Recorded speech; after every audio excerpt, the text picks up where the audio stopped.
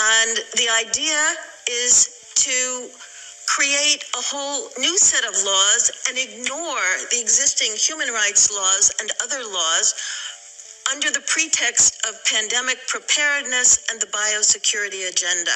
The WHO is developing through all its nations, but with the WHO Directorate in the United States in charge, a pandemic treaty and amendments to the existing international health regulations that will remove the human rights protections currently embedded in the IHRs, will enforce surveillance, censorship, get rid of freedom of speech, require governments to censor and only push a single narrative. Also, we will be subject, if they can make this work, to vaccines developed in 100 days, which the organization CEPI is planning to do. And one of the people who founded CEPI was Jeremy Farrar, who is now the chief scientist at the WHO, to bring this forward.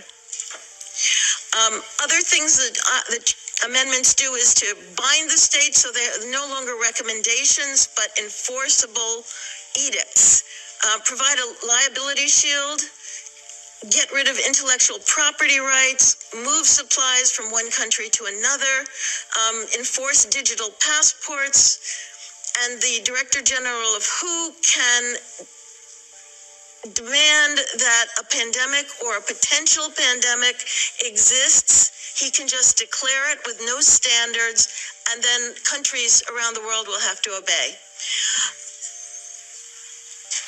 Also, the WHO will tell you what drugs you can and can't use in your nation once a pandemic is declared.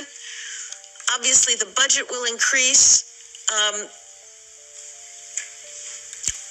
One Health is another part of this.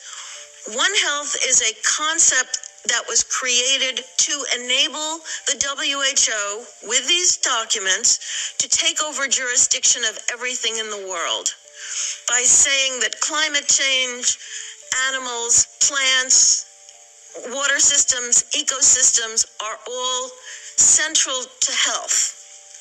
Also embedded in this concept is a peculiar notion that humans are no longer of greater value than animals.